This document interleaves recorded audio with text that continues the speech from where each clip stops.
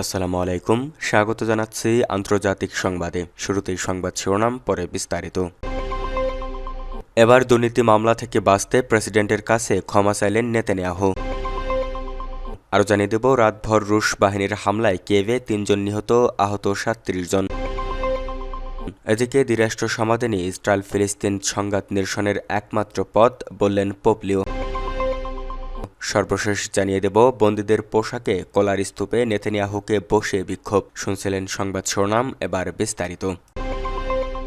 দুর্নীতি মামলা থেকে বাঁচতে প্রেসিডেন্টের কাছে ক্ষমা চাইলেন নেতানিয়াহু। চলমান দুর্নীতির মামলাগুলো থেকে অব্যাহতি পেতে প্রেসিডেন্ট আইজ্যাক হারজগের কাছে ক্ষমা প্রার্থনা করেছেন ইসরায়েলের প্রধানমন্ত্রী বেনিয়ামিন নেতানিয়াহু। এক ভিডিও বার্তায় তিনি বলেন, মামলার পুরো প্রক্রিয়া মোকাবেলায় প্রস্তুত ছিলেন তিনি, তবে জাতীয় স্বার্থে বদল করেছেন সিদ্ধান্ত। প্রেসিডেন্টের কার্যালয় জানিয়েছে, এই বিষয়ে বিচার বিভাগীয় কর্মকর্তাদের মতামত নেবেন হারজগ। ৫ বছর ধরে ঘুষ, জালিয়াতি ও ক্ষমতার অপব্যবহারের অভিযোগে একাধিক মামলার বিচার চলছে ইসরায়েলি প্রধানমন্ত্রীর, যদিও সব অভিযোগ অস্বীকার করেছেন নেতানিয়াহু। দেশটির বিরোধী নেতাদের দাবি, ক্ষমা চাইতে হলে আগে তার দোষ স্বীকার করতে হবে নেতানিয়াহুকে। তার ক্ষমা প্রার্থনার ঘটনায় ক্ষুব্ধ বহু ইসরায়েলি। গত রোববার প্রেসিডেন্ট আইজ্যাক হারজগের ব্যক্তিগত বাসভবনের সামনে বিক্ষোভ কর্মসূচিতে অংশ নেয় অনেকে। রাতভর রুশ বাহিনীর হামলায় কিয়েভে ৩ জন নিহত, আহত ৩৭ জন। রাতভর রুশ বাহিনীর হামলায় কিয়েভে কমপক্ষে ৩ জন নিহত হয়েছে, আহত হয়েছে আরও অন্তত ৩৭ জন। ইউক্রেনীয় কর্তৃপক্ষ জানায়, গত শনিবার ২৯ নভেম্বর দেশটির রাজধানী কিয়েভ লক্ষ্য করে দফায় দফায় ড্রোন ও মিসাইল হামলা চালায় রাশিয়া। এসব হামলায় বেশ কিছু আবাসিক এলাকায় ব্যাপক ক্ষয়ক্ষতিও হয়েছে। এছাড়া ইউক্রেনের দক্ষিণ পূর্বের নিপ্রোপেট্রোভস্ক অঞ্চলে রুশ বাহিনীর হামলায় ইউক্রেনের আরও ২ জন বাসিন্দা প্রাণ হারান। অপরদিকে ফ্রন্ট লাইনে নতুন করে ৮টি গ্রাম দখলে নিয়েছে মস্কো। হামলা হয়েছে ইউক্রেনের কয়েকটি জ্বালানি স্থাপনায়, তবে পাল্টা হামলা চালানোর দাবি ইউক্রেনের সেনাবাহিনীর।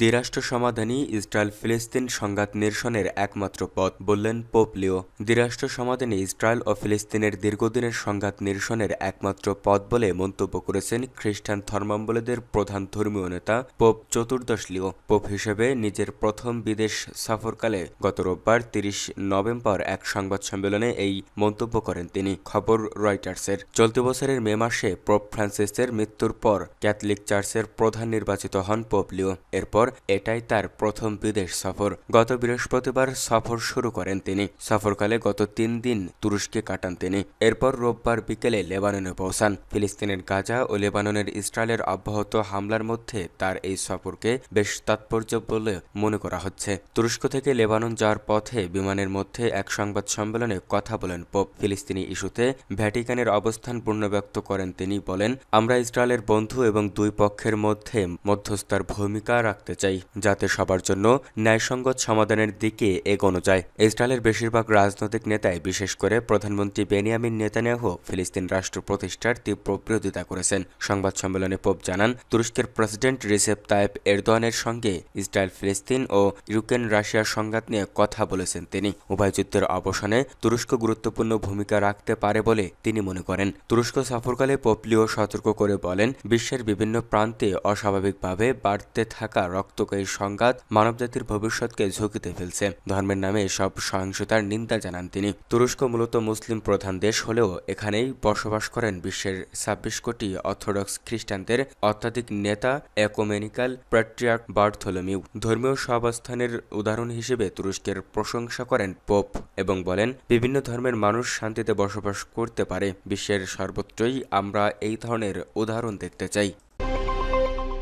বন্দীদের পোশাকে কলার স্তূপে নেতানিয়াহুকে বসে বিক্ষোভ। দুর্নীতিসহ ৩ মামলার বিচার থেকে পুরোপুরি অব্যাহতি চেয়ে প্রেসিডেন্টের কাছে ইসরায়েলের প্রধানমন্ত্রী বেনিয়ামিন নেতানিয়াহুর ক্ষমার আবেদনের পর তেল আবিবে ব্যাপক বিক্ষোভ ছড়িয়েছে। বিক্ষোভকারীরা ইসরায়েলি প্রেসিডেন্ট আইজ্যাক হারজগের বাসভবনের সামনে জড়ো হয়ে বিক্ষোভ করেন। দীর্ঘদিন ধরে নেতানিয়াহুর বিরুদ্ধে বিচার প্রক্রিয়া চললে তার বিরুদ্ধে জালিয়াতি, ঘুষ এবং আস্থা ভঙ্গের অভিযোগে ৩টি মামলা রয়েছে, তবে তিনি বরাবরই এসব অভিযোগ অস্বীকার করে এসেছেন। এর মধ্যে গতকাল রোববার ৭৬ বছর বয়সী নেতানিয়াহু বিচার কার্যক্রম থেকে পুরোপুরি অব্যাহতি চেয়ে প্রেসিডেন্টের কাছে ক্ষমার আবেদন করার জন্য জানান। এক ভিডিও বার্তায় তিনি বলেন, আমার বিরুদ্ধে ৬ বছর ধরে বিচার চলছে, তা আরও অনেক বছর ধরে চলার সম্ভাবনা রয়েছে। এক ভিডিও বার্তায় নেতানিয়াহু বলেন, এই বিচার অব্যাহত থাকায় আমরা ইসরায়েলের ভেতর থেকে ভেঙে পড়ছি। তীব্র বিভাজন তৈরি হচ্ছে, বিভেদের মাত্রা বাড়ছে। ক্ষমার আবেদন করলেও দোষ স্বীকার কিংবা অনুশোচনা কোনোটাই করেননি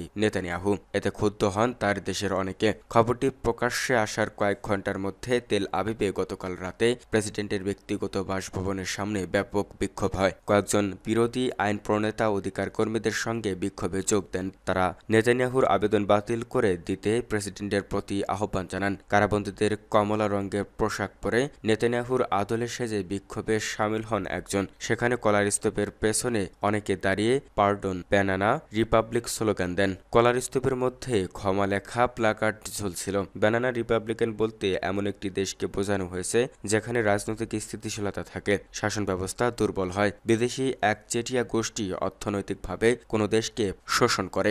সরকার বিরোধী অধিকার কর্মী শিকমা ব্রেসলের বলেন, তিনি নেতানিয়াহু কোনো ধরনের দায়িত্ব না নিয়ে বরং মামলা থেকে পুরোপুরি অব্যাহতি চেয়ে আবেদন করেছেন। তিনি দেশটাকে কিভাবে ছিন্ন বিচ্ছিন্ন করেছেন সেটার মূল্য না চুকিয়ে বিচার পুরোপুরি বাতিল করার দাবি জানিয়েছেন। এদিকে প্রেসিডেন্ট হার্জগের কার্যালয় এক বিবৃতিতে নেতানিয়াহুর আবেদনকে নজিরবিহীন বলে মন্তব্য করেছেন। বিবৃতিতে বলা হয়েছে, এই আবেদনের ব্যাপক গুরুত্ব রয়েছে। প্রাসঙ্গিক সব মতামত পাওয়ার পর প্রেসিডেন্ট দায়িত্বশীলতা ও আন্তরিকতার সঙ্গে এই আবেদনের বিষয়ে বিবেচনা করবেন। নেতানিয়াহু ইসরায়েলের সবচেয়ে বেশি সময় দায়িত্ব পালনকারী প্রধানমন্ত্রী। ১৯৯৬ সালে তিনি সর্বপ্রথম প্রধানমন্ত্রী নির্বাচিত হন। এরপর ৩ মেয়াদে তিনি ১৮ বছরের বেশি সময় ধরে ইসরায়েলের প্রধানমন্ত্রী হিসেবে দায়িত্ব পালন করছেন। ডানপন্থী লিকুদ পার্টির নেতা নেতানিয়াহু ২০২৬ সালের নির্বাচনেও লড়াইয়ের ঘোষণা দিয়েছেন।